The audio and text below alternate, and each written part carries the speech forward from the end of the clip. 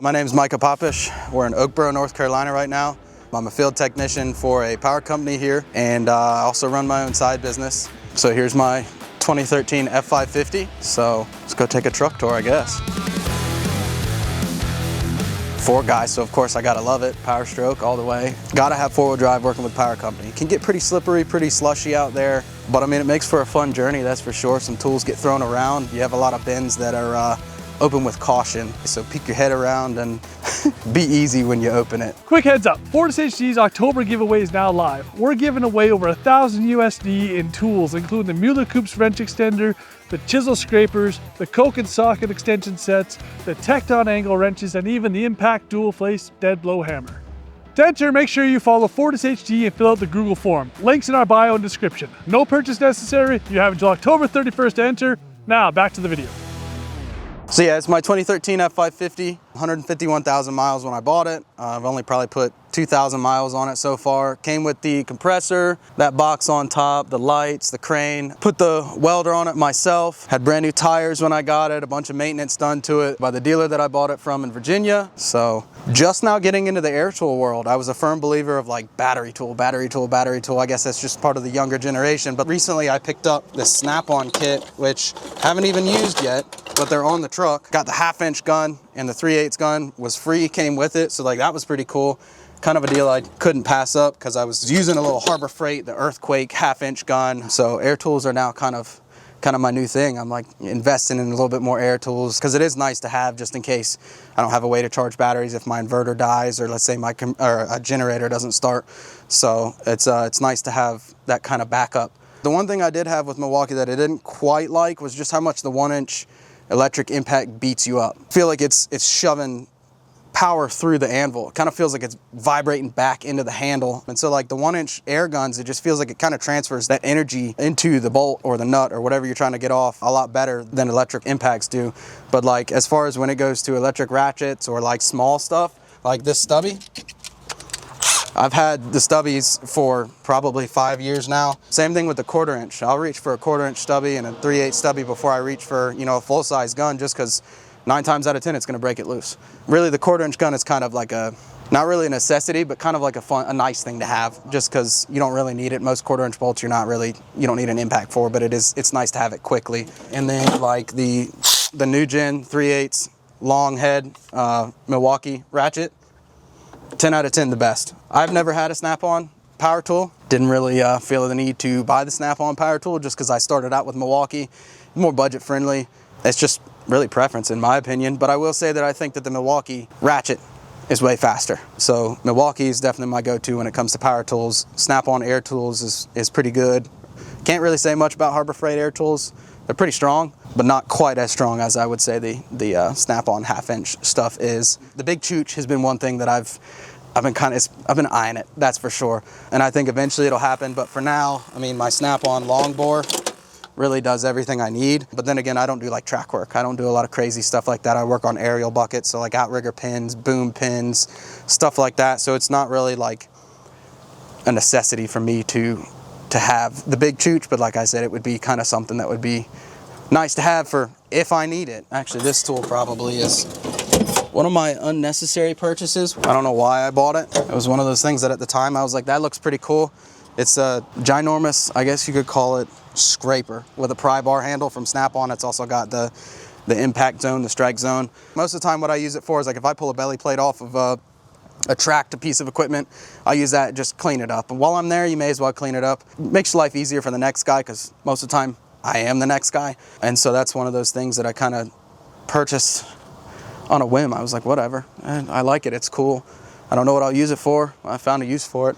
So next up is the 1/2-inch drawer. I like to have all my drawers labeled because a lot of times when I'm on a piece of equipment, I've got either linemen around me or someone who's working around me doing something or trying to help out. And so like if I'm like, hey, I need, you know, a 1/2-inch drive, 17 mil socket with this and this and this, they can come up to my box, tell them what, you know, where it's at, and then I can be like, that drawer, blah, blah, blah. And so that just makes life easier.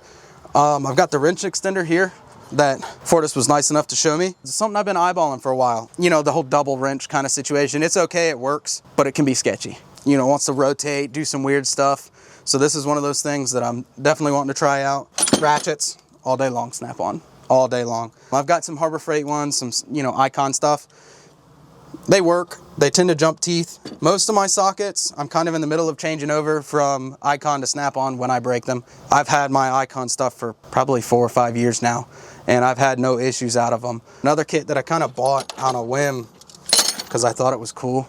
This was back when I was in the dealership, and I probably never even touched it, honestly. It probably sat in my toolbox. Was the Snap-on swivel sockets in 1/2 inch. And at that time, I really wasn't doing a whole lot. Heavy duty stuff, I'll call it. So I didn't really need that. I ended up using it a lot as soon as I jumped into a truck. That's one of the first things I'll go to if I need kind of like a little bit of a wiggle room. And then like one of the only tools I have that's Mac. I don't know if you can see it. It's not straight anymore. That ratchet was used and abused for a long time. Hooked it to the crane, cheater pipes, putting a lot more load on it than I should have, especially with it being a flex head. And it held up amazing, held up absolutely amazing. I went to go do a steering box on a Freightliner and was barely tugging on it, and it snapped that head, the casting, I guess you would call it.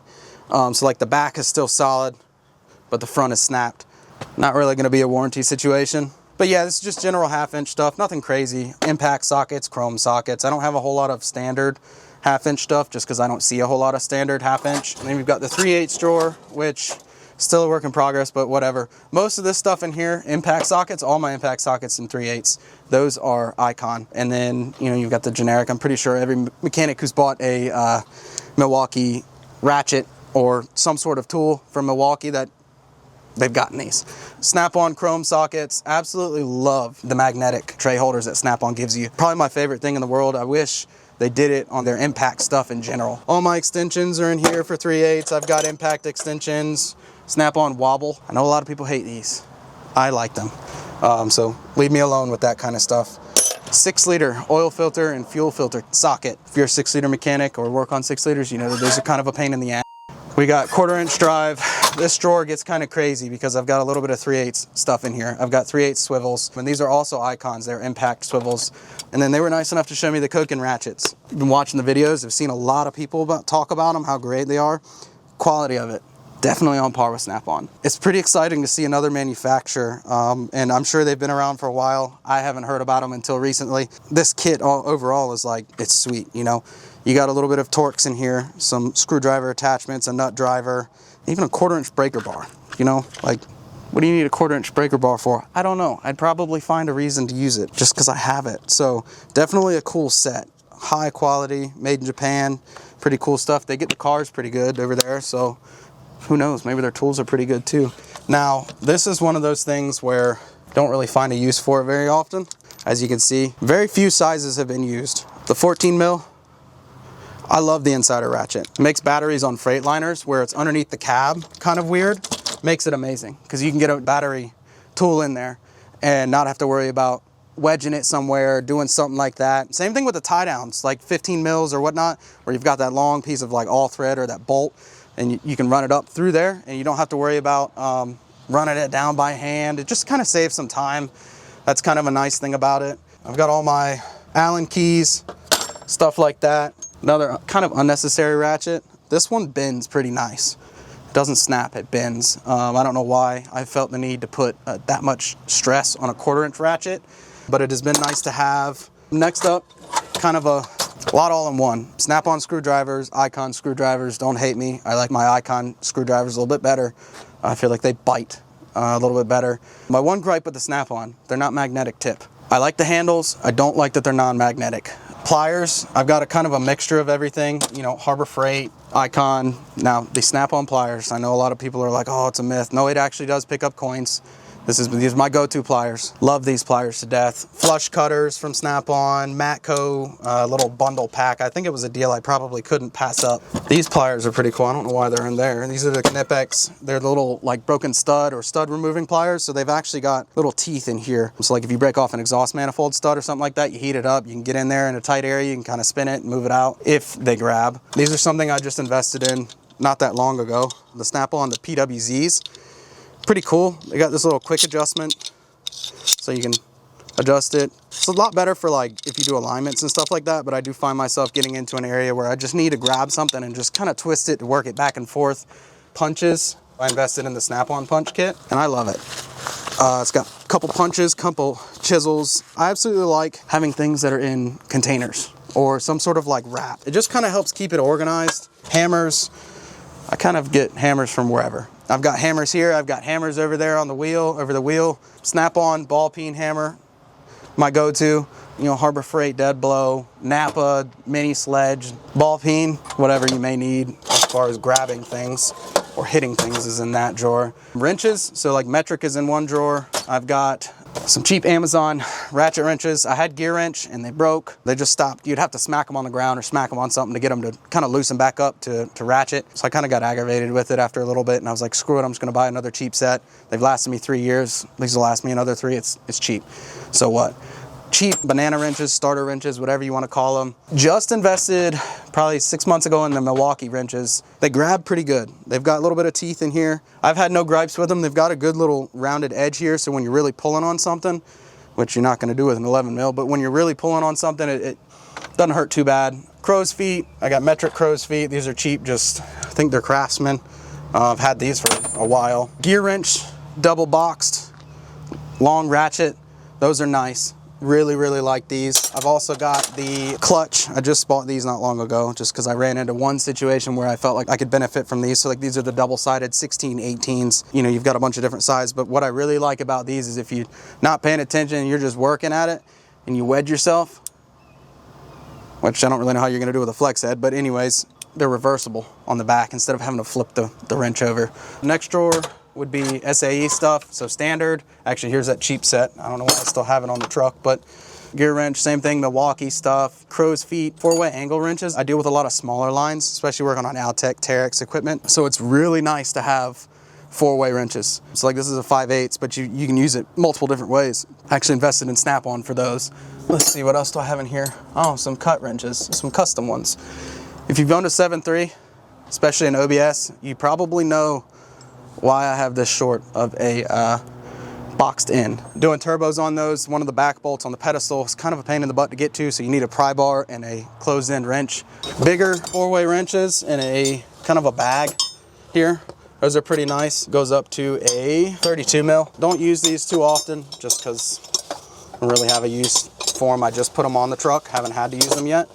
Drill bits, extractors, kind of Torx nuts drivers. I don't really use these. I've got my favorite kit on earth, the Blue Point Master Torx bit set. I think that was one of my first tool truck purchases. So that was like a big step for me, and I was like, that's a lot of money, but it's probably one of the best things I keep on my truck. I use it almost every day. Can't ever have too many screwdrivers. I got more junk screwdrivers in here, some cheaper punches. These are, I believe, some snap ring pliers. Yeah. Cheap little set of Icon snap ring pliers. I've already broken one set. I really like the Icon stuff, honestly. A lot of people dog it because it's Harbor Freight. Who cares? You know, set of thread files, screw extractor from Icon. Not the best in the world, but gets the job done pretty good, I would say. Milwaukee drill bits. Not really that great, to be honest with you. I'm not a big fan of them. Cheap Harbor Freight, honestly, have been probably on par, I would say, with the Milwaukees, if not a little bit better. Another set of screw extractors. These are just your Amazon bolt extractors. I guess you could get on a stud maybe. Haven't had to use them. Like I said, they're cheap. They're just there as a backup. Next is I always keep 2 multimeters just in case, you know, batteries are dead on one. I've got a second set. So this is a cheap multimeter in this one. Real cheap. I think it's Northern Tool, honestly. Same thing, backup test light. Doesn't hurt to have 2. Hose pliers, nice to have. Hose clamp pliers. Knipex, these are great for like automotive industry, and that's why I bought them, was because I was in the dealership at the time when I bought these, and they're locking. So like you clamp down on it and it locks it in place. So that's pretty cool to have on the truck. Some generic stuff, a cheap impact driver from Harbor Freight, because sometimes that's just all you need is something simple like that, so it doesn't hurt to have those. JLG scan tool, needed that one time, haven't had to use for it, so it was like 380 bucks. Just some generic Amazon Torx hex bit kits. And this was not a bad purchase if you're looking to get into the automotive realm and you need some hex bits and stuff like that. This is a pretty nice kit to have. I think it was like 100 bucks, somewhere around there, so it's not bad.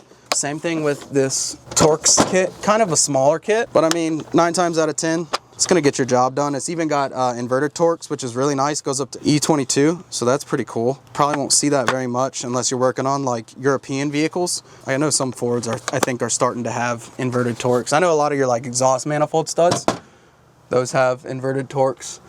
Don't mind me while I stand on my tiptoes because I can't see, I'm short. Oil filter wrenches.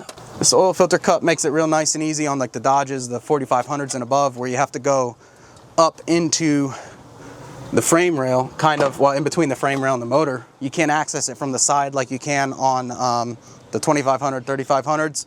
So you kind of drop the filter down, screw it on. It's got a little handle on it. You can pull it out through the fender liner. Just keeps from making a mess. Into this cabinet, by far one of my favorite products I've gotten recently. This was actually a freebie thanks to my dealer. He's awesome. It's magnetic. It's got a little lid on it. I don't know if you guys are on TikTok, but you've probably seen people putting fish in it. I don't do that.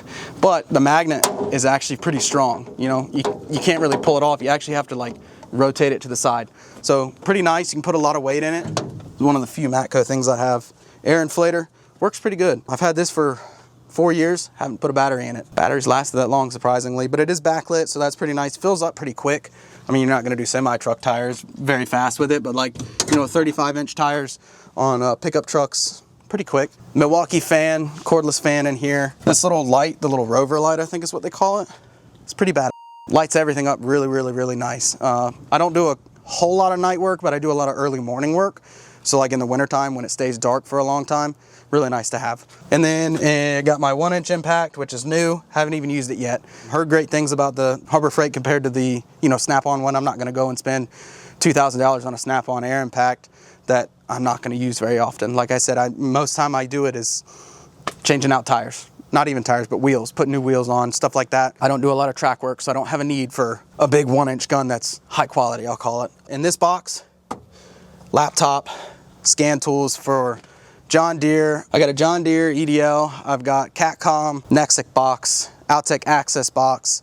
I've also got the software for the Cat. I've got ET, SIS, John Deere Service Advisor, Cummins Insight, Allison, Wabco, Bindex, Detroit Diesel. So it's all neatly packaged in here. Service Advisor, Catcom, Access box on the bottom, which honestly, I use that one probably the most along with the Nexic box, just because we have a lot of the Highline equipment that requires you to plug into them. We've got a good range of equipment and trucks that use all that kind of stuff. So like that's kind of neatly in place. So next we've got colored zip ties for hydraulic lines. A lot of guys use telephone wire or telecom wire. I just don't have access to it, so I use colored zip ties. DeWalt connector kit, cheap little Amazon. So if you're new to the field, you gotta supply your own. Not a bad kit. The connectors are kind of funky, but if you really get used to DeWalt connectors, you'll be fine. Large crow's feet in here from Clutch. So that's like a Northern Tool special. More hammers, trim tools, dog bowl for my guy. He rides with me all the time. Caps and plugs, 3 1/4-inch sockets. This was that Blue Point kit that I was mentioning. So it's probably gonna be a little jumbled around just because I have it on its side. And it comes with a good amount of stuff. It ranges all the way from T6 to T30 and 1/4-inch drive, and then you've got all the way up to a T60 hex head. You've got all your Allen kits, inverted Torx. So it's a pretty nice kit. Like I said, I think I paid like $580 some dollars or $600 back in 2022 when I bought that, or somewhere around there. New tap and die set, Amazon special. Haven't used it yet. Seen a lot of decent reviews on it. Here's these sick hammers, metal side here, and kind of like a, I guess you call it a, yeah, I guess it's a dead blow. Seems pretty solid. Feels decent in the hand, so that would be pretty cool. Call this my old man tool. Even though I'm not old, I'm pretty young, but my back still hurts. So it's got a magnet on the end, but it's also got a little picker-upper. So if you can see the bolt, but it's not like a magnetic bolt or whatever, you can't get it with a magnet, reach in there and grab it. Works okay. It's not the best thing on earth. I call these lady fingers. I don't exactly know what the proper term is for them. Those are in there as well. They kind of slide around under there, not the best placement. Large wrenches, anything wrench wise, or like even like decent sized sockets, nothing crazy. 3 1/8. Pipe wrenches, got 2 in here.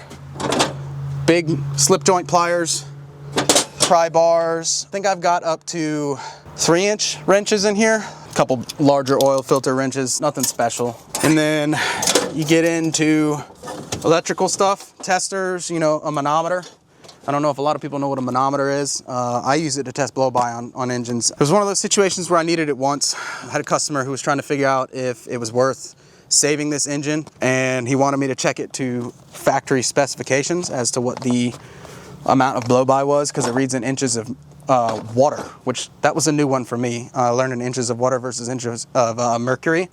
Amazon special, heat shrink butt connectors, awesome. Fuses, test probe kit. This is a cheap back probe kit, Harbor Freight. Fluke multimeter, by far the best multimeter out there. I know a lot of people swear by the Snap-on ones. Can't see the screen in the sun. Oh, but it's Bluetooth. Well, that's cool, but I'm not gonna be looking at my phone while I'm trying to do electrical diag. Odds are I'm already irritated. Power probe, test leads. You definitely need test leads, especially if you're working with controller issues. You know, you might need to test resistance from one end to another and make sure you got continuity. So it's nice to have at least 10, 15 feet of extra wire to go end to end. I haven't seen anybody else with these other than people who worked at Outtech. I actually found these on Amazon. They're ratcheting crimpers. So you can put the butt splice in, kind of be like that if you got smallish hands like I do, so you can actually hold the wire in the butt connector at one time, put it in there, and then crimp it down. Those are really, really nice. Brake caliper tool from Matco. Probably could have gotten it off Amazon a lot cheaper. Whatever, it was convenient. It was there at the time. Fluid extractor in here for turkeys, if you need a, you know, Thanksgiving special. So this is kind of a messy cabinet. This one is just pretty much fluids, you know, brake clean, purple power, great stuff to have. Starting fluid, a torch probably shouldn't be kept in there. If you know anything about Outtech or Terex, like when you got a slip ring, it's called a slip ring, which is similar to like a rotary joint or a rotation swivel on an excavator, except this one deals with electronics. So it allows you to maintain a 360-degree swing, but also have communications through it. So like this is a very expensive spray. Works amazing. It's the only thing that you really should put on those because it's got brass contacts and brass fingers in there. So this cleans it. So, you know, you spray it on there, ball it off with air, rotate the unit around a bunch of times. So like if they're having slip ring issues.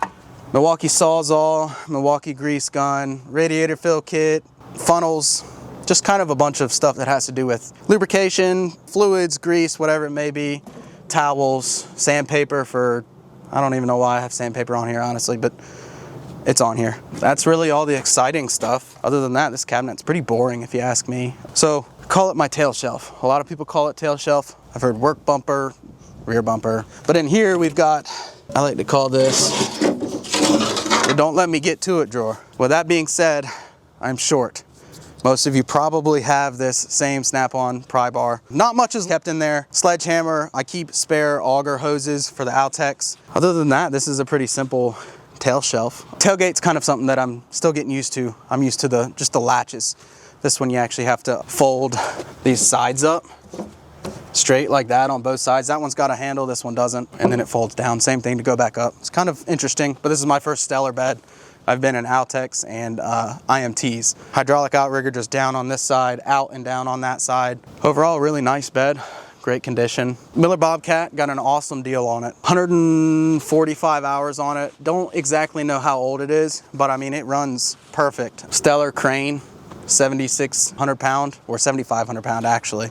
21 foot reach, so not the longest thing in the world. Does what I need it to do pretty well. In the bed, not much, kind of a catch-all. I mean, you know, I've got your cooler. You gotta have a cooler as a field tech, and not an expensive cooler if you like me and you go to a lot of kind of sketchy places. And then like I've got a gang box in there and a toolbox up top. Toolbox up top just keeps like fluids. Gang box keeps torch leads, welding leads, drip pans, kind of stuff like that. Stuff that I don't really have a lot of space for in the bins, but I don't really want them sitting out. Eventually I want to put my welding leads and torch reel or torch leads on a reel, and that way I can, you know, kind of just wrap it up easier. It takes less time, takes up less space if you ask me, but haven't gotten to that just yet. So crane compartment, fairly simple. It's got the brains circuit breaker for a power inverter, jump box that really doesn't jump anything off. Small jumper cables, my bigger ones are actually in there with the welding leads in the gang box in the bed. Chain hoist, extremely nice for when you're doing like outrigger legs or like stuff like that. You kind of hook into one side of the leg and onto the A-frame on the other, so you can kind of move it up, especially if you're by yourself, because a crane is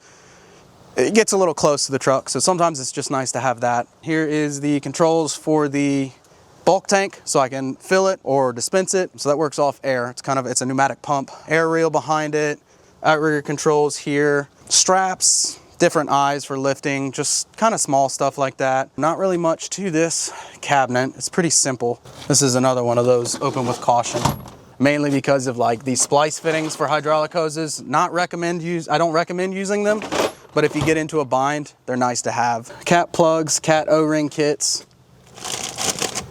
If you know, you know. They're not the best. They work.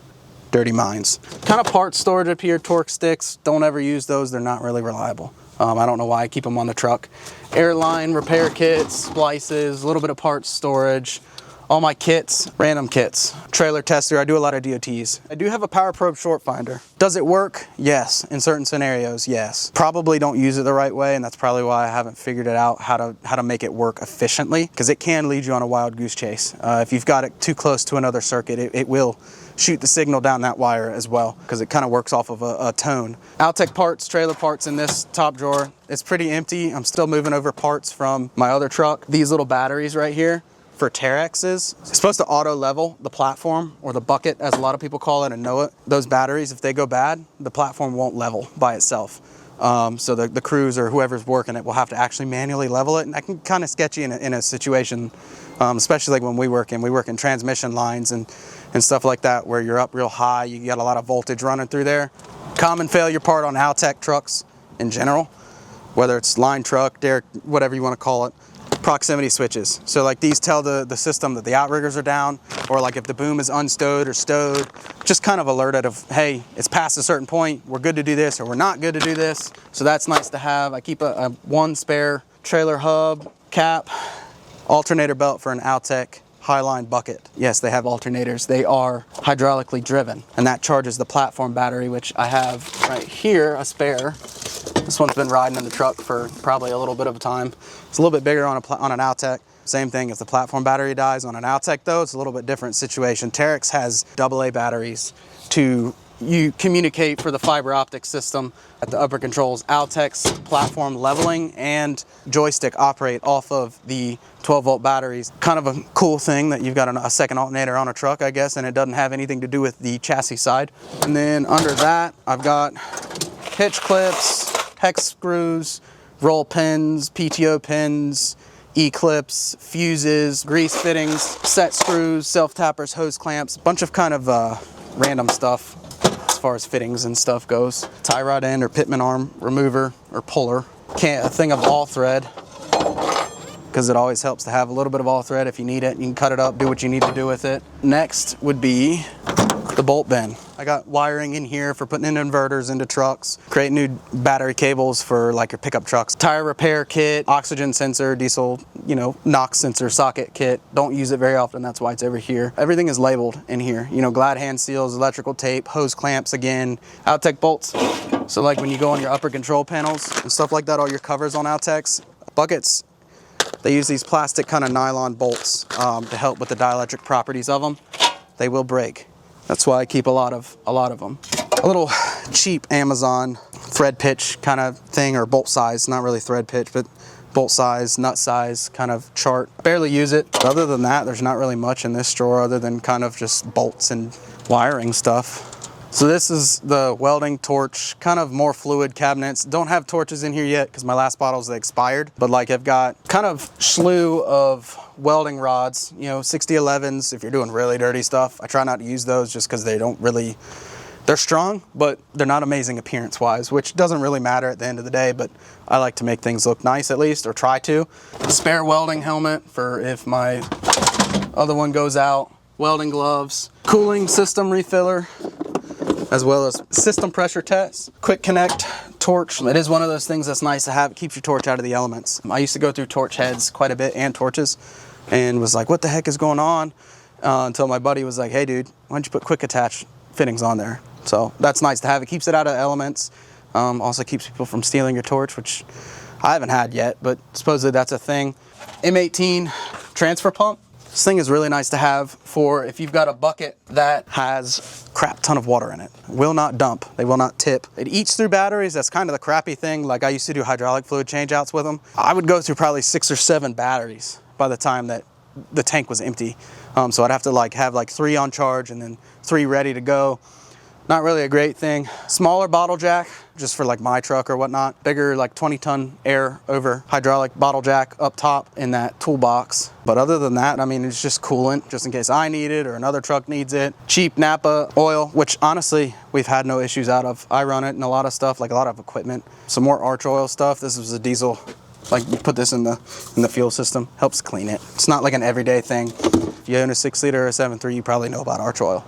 But other than that, this cabinet's pretty much done. That's everything on the truck for the most part. It's pretty simple. It's a small truck, but it does everything I need, makes me plenty of money, carries me around, gets me to A and B, but it's also a really nice setup. So I enjoy it a lot.